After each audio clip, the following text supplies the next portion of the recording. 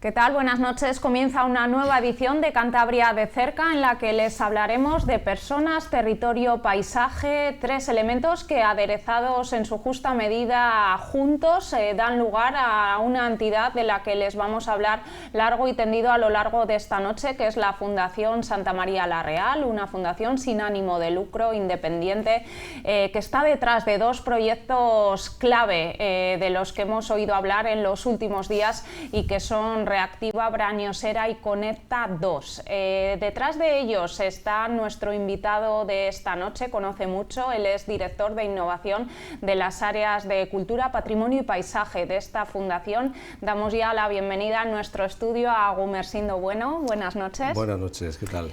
Bueno, una entidad que hemos dado unas pinceladas, independiente, sin ánimo de lucro, de carácter privado, pero me llama la atención de esos componentes, esa independencia. ¿Por qué ese componente de independiente? Bien, la Fundación Santa María la Real, que nació como tal figura jurídica en 1994, es independiente porque no tenemos una dependencia de un órgano donante o de una administración o de tal.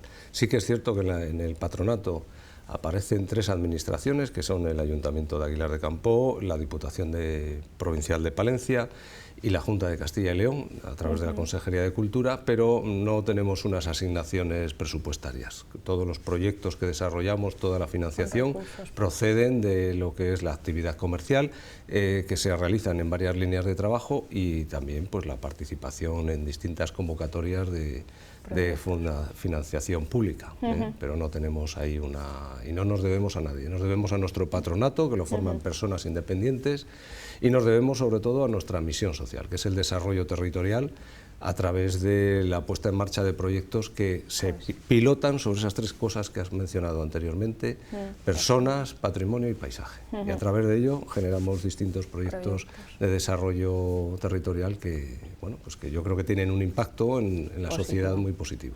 Donde el resto ve problemas, vosotros veis oportunidades. Bien, ese es uno de nuestros lemas que, bueno, pues también viene de la mano de nuestro fundador, que es José María Pérez González, conocido como Peridis, arquitecto cántabro, radicante, que se crió en Aguilar de Campoo, y que él siempre ha tenido esa visión muy positiva, de decir, bueno, hay circunstancias que no son las queridas en muchas ocasiones, pero a partir de esas circunstancias, de esos retos, lo que hay que buscar son soluciones. Y ahí estamos en esa lucha ya desde hace muchos años. ¿Os involucráis, os comprometéis con las causas que defendéis, los territorios, las personas?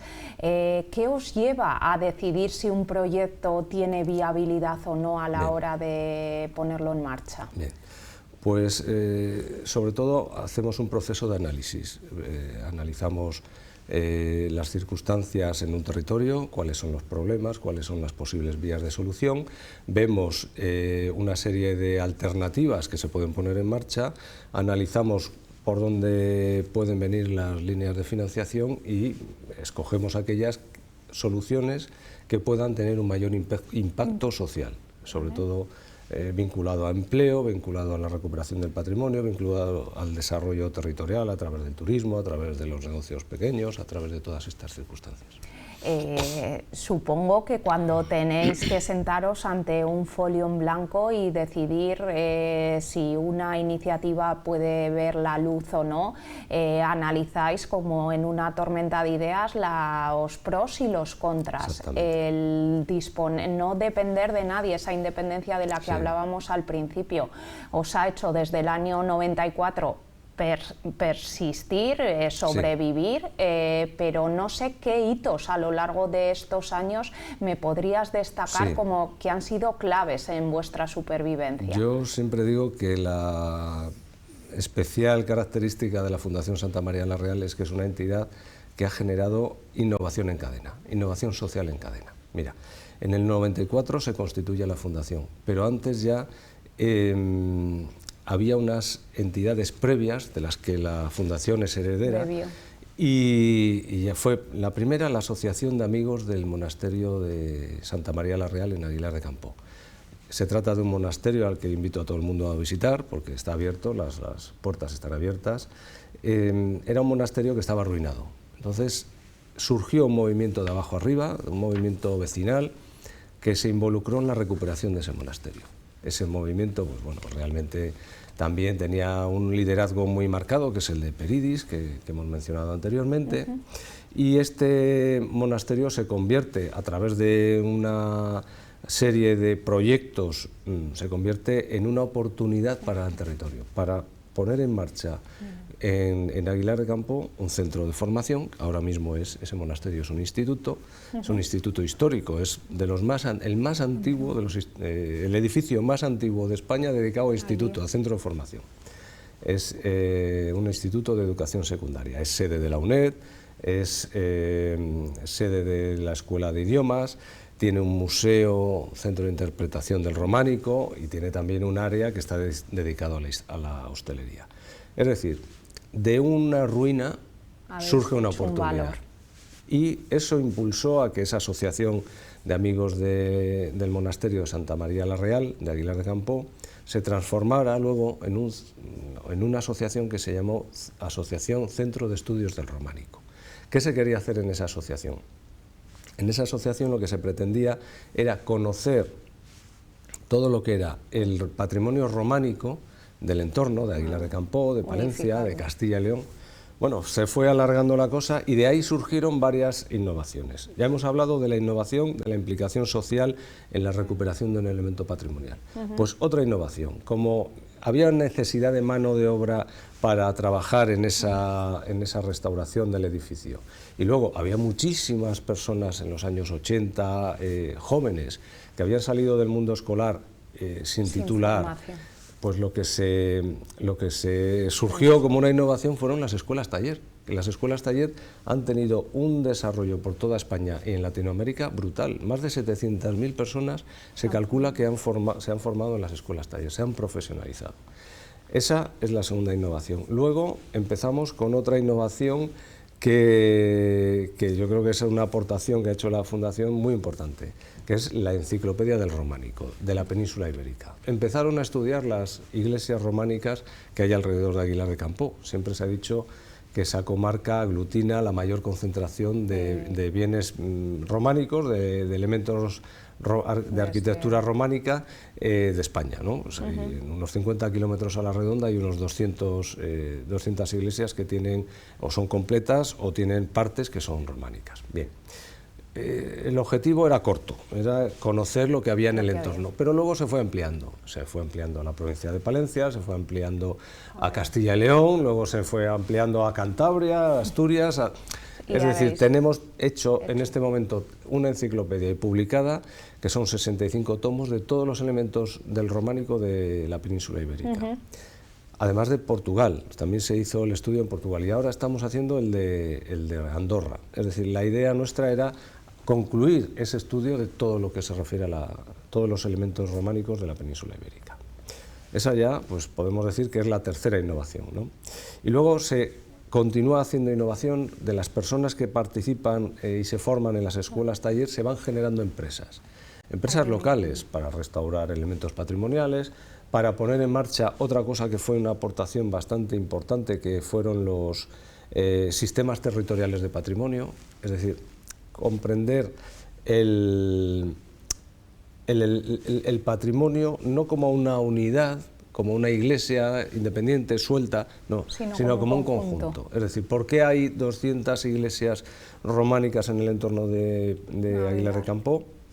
¿Y cómo se puede gestionar de una forma conjunta, ¿no? Bueno, pues ahí se pusieron varios sistemas territoriales de patrimonio en marcha, el de Románico Norte, que fue el que restauró 54 iglesias en lo que es el entorno del norte de Palencia y norte de Burgos.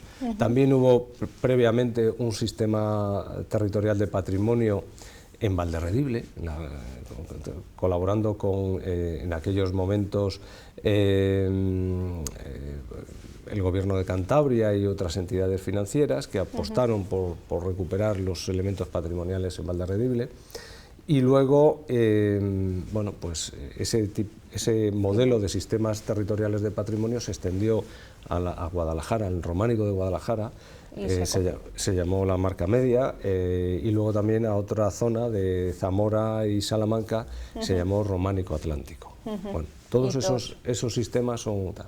Y posteriormente, ¿qué otras innovaciones hemos tenido? Bueno, pues en el año 2012 nos planteamos, ante la situación de grave desempleo que había en España, en aquellos momentos había 6 millones de personas desempleadas, que no tenían ya el perfil de los jóvenes en los años 80. Eran personas formadas, personas con una experiencia profesional importante, personas que por las circunstancias de la crisis se habían quedado sin empleo. Bien, ¿qué planteamos? Bueno, pues cómo unir a esas personas para que colaboren en la búsqueda de empleo. Y ahí ideamos lo que se llaman las lanzaderas de empleo, que se han hecho muchas aquí en Cantabria, son conocidas, y por toda España. Es decir, se crearon equipos de personas desempleadas cuya misión era ayudarse unos a otros a buscar empleo y mejorar sus capacidades, sobre todo en lo vinculado a la empleabilidad, pero en las habilidades blandas que se llaman, ¿no? Lo que es capacidad de comunicación, capacidad de proyección, planificación, contactos, mejora de contactos, todas esas cuestiones que son herramientas clave para encontrar empleo, y que muchas veces las habíamos dejado así, porque no nos han hablado nunca a veces de estas importancias, ¿no?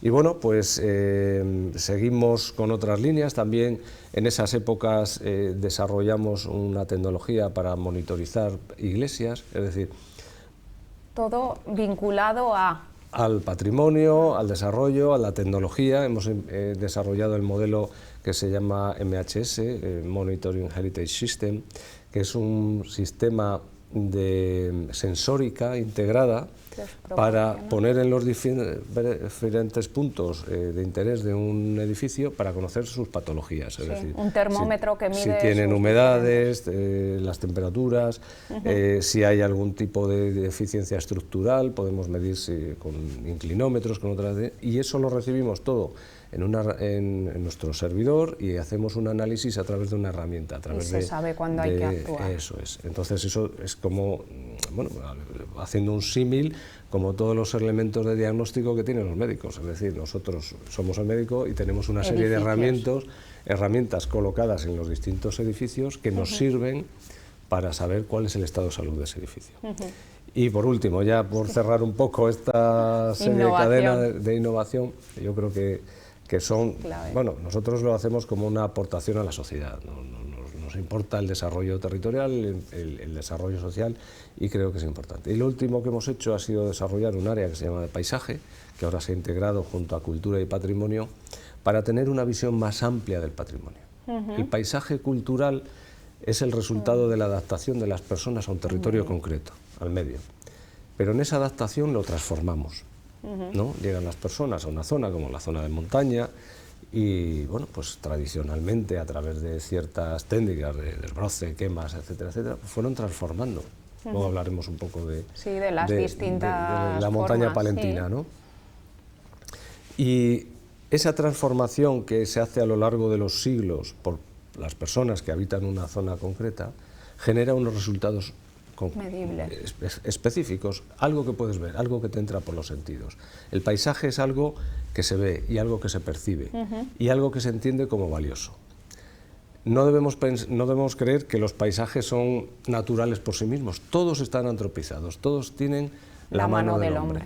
Entonces, lo que nosotros planteamos es, tenemos que gestionar los territorios desde la perspectiva del paisaje, entender cómo han evolucionado esos territorios, cuál es el resultado que tenemos, cuáles son las deficiencias y cómo conservarlos y cómo hacerlos activos, activos para que sigan ofreciendo esos servicios ecosistémicos y esos servicios que son valiosos para la sociedad. Entrando en esa materia de la innovación, en un proyecto concreto como es Reactiva Brañosera, no sé qué herramientas, qué estrategias utilizáis para que ese proyecto siga teniendo vigencia año 2025. Bien, en Reactiva Brañosera lo que pretende es recuperar las zonas de pastos tradicionales y valorar o incrementar la capacidad productiva de esas zonas. ¿Por qué?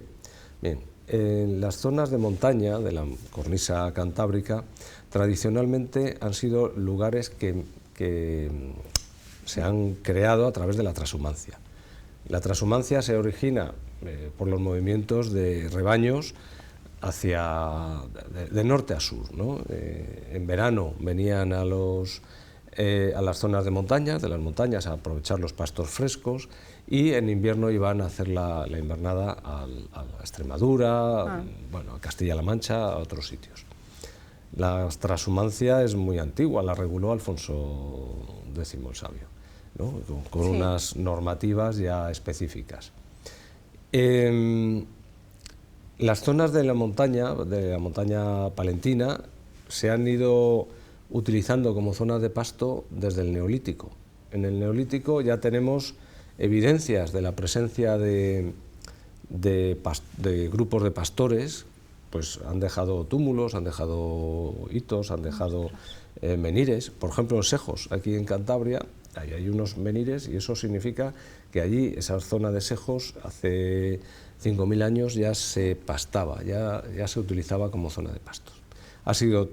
Tradicionalmente ha seguido así, pero en los últimos años, podemos decir en los últimos 40, 50 años, la trashumancia sobre todo de oveja y cabra cayó, ¿no? Había en todos los pueblos de la montaña, había incluso los ganaderos estables, los ganaderos locales, que tenían muchas ovejas, tenían cabras, tenían alguna vaca, y bueno, pues entre las ovejas que llegaban y las que había, pues se mantenía todas las zonas de pasto en perfectas condiciones. Cuando deja la trashumancia de llegar, ¿qué pasa? Bueno, pues que se va abandonando incluso en los rebaños locales, y se sustituye por la vaca. La vaca no aprovecha de una misma manera el terreno, la hierba, no lo apura como la oveja, o no desbroza como la cabra. Y entonces ocurre un fenómeno que es de matorrización de las zonas de pasto. Es decir, se van surgiendo matorrales, y lo que tenemos es que hay una transformación de ese paisaje cultural desarrollado con el pastoreo, con la trashumancia, hacia otras formas. ¿Es malo? No, es una evolución. Los paisajes evolucionan. Lo que sí pasa es que pierde capacidad de producir servicios ecosistémicos. ¿Qué son los servicios ecosistémicos? Aquello que produce un determinado territorio, que puede ser en regulación, puede ser de producción, puede ser cultural, puede ser de esos ámbitos. Es decir, una zona de pastos produce carne, tiene una biodiversidad mucho más potente que lo que es un ecosistema homogéneo, y pues nosotros consideramos que es importante recuperar esa capacidad de producción de las zonas de montaña. Entonces hemos planteado un proyecto experimental en Brañosera, en el que interviene la Universidad de Valladolid, interviene Fundación Ávila, interviene el Ayuntamiento de Brañosera, y lo lidera la Fundación Santa María la Real. Ahí lo que pretendemos es recuperar esa capacidad de soportar rebaños más importantes, haciendo desbroces, haciendo desbroce mecánico, desbroce manual, con cuadrillas de personas que están trabajando por ahí, que luego, bueno, eso es una vía también de buscar empleabilidad de esas personas. Y hacemos también desbroce con cabra. La cabra es un animal que tiene capacidad de comer mucha materia leñosa, ¿no? Y entonces eso te ayuda a controlar los rebrotes de arbustos y de otros elementos, que son los que aparecen cuando hay un proceso de matorrización. Además de eso, de hacer los desbroces, introducir rebaños de cabra trashumante, lo que estamos haciendo es analizar técnicas de mejora del suelo, como por ejemplo la utilización de biochar. El biochar es una especie, no es un carbón vegetal, pero para explicarlo de una forma sencilla, sería como un carbón vegetal que se obtiene de los propios podas, de los propios resalveos, se somete a un proceso de calentamiento y combustión con poco oxígeno, es decir, no arde, se va combustionando de una forma tal, entonces tiene unas características diferentes al carbón vegetal y ayuda a mejorar los suelos. También estamos experimentando haciendo plantaciones de tricale, que es una composición de vegetal para los rebaños. Estamos haciendo también análisis de suelos para ver un poco qué necesidades tienen, cómo se pueden mejorar. Estamos haciendo también análisis y estudios para ver el potencial de esas zonas como zona de apicultura. Y luego pues está potenciando todo lo que es la bioeconomía, es decir, aquella economía que se relaciona con la producción de un territorio, la producción natural de un territorio. Estamos haciendo también resalveos en las zonas forestales para evitar incendios. El problema que se produce, el mayor problema que puede existir en un momento dado en una zona que se está matorrizando, sobre todo es el riesgo de incendio. Ahora te lo iba a decir. El riesgo de incendios que contribuye a que se pierda todo. Se pierde biodiversidad, se pierde calidad de los suelos, se pierde capacidad productiva, ¿no? El fuego siempre ha sido una herramienta en esas zonas. Lo que pasa es que hoy en día la normativa, y más teniendo en cuenta que estamos en un parque natural, limita el poder utilizar esto. Bueno, yo creo que en el futuro habrá que estudiar el uso del fuego de una forma científica para ver cómo puede ser útil, ¿no? De alguna manera, si te das cuenta, tenemos estos paisajes porque se ha utilizado el fuego hasta ahora. Para ello. Pero de una forma ordenada y de una forma controlada, y no como lo que está pasando ahora, que son fuegos incontrolados. Sin duda que es un tema amplísimo. Hemos querido pues un poco tocar esta rama, pero estoy viendo que los minutos pasan y que da para muchísimo.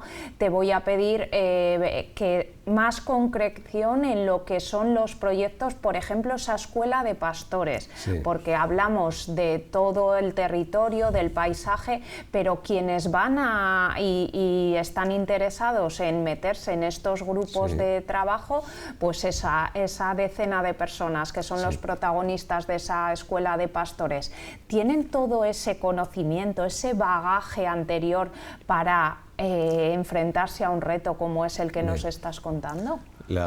Hemos hecho ya 2 ediciones de Escuela de Pastores, una en Ávila y otra en Aguilar de Campo y Brañosera, que han tenido mucho éxito de asistencia.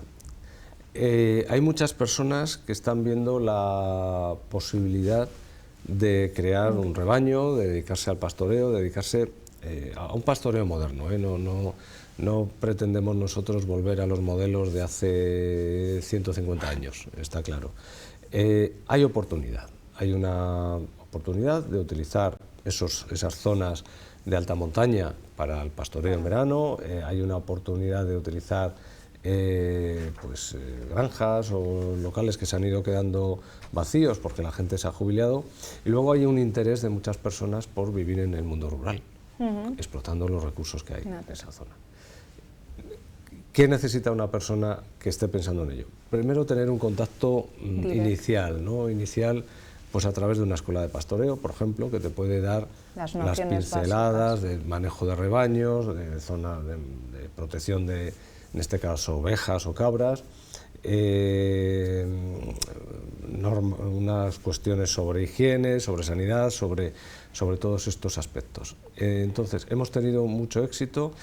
Y en cuanto a personas que han acudido gente de Ciudad Real, de Madrid, de Extremadura, de León, perfiles de Burgos, perfiles diferentes, perfiles que tienen una inclinación y un interés por el mundo rural y que ven ahí una oportunidad. O sea, necesitas tener al menos un contacto inicial para conocer un poco en qué te puedes meter. Y en cuanto a Conecta 2... Conecta Rural es un proyecto que también desarrollamos en la montaña palentina y se vincula a ese interés que tienen muchas personas por implantarse, por ir a vivir a una zona rural. Conecta Rural, montaña palentina, es un proyecto que pretende atraer nuevos habitantes a la zona de Brañosera y de Barruelo. ¿Qué ha pasado en estas zonas? Bueno, pues estas zonas a partir de la mitad del siglo XIX, en las que se descubre el carbón en Vallejo de Orbó y después en Barruelo de Santullán, sufren un incremento de población brutal.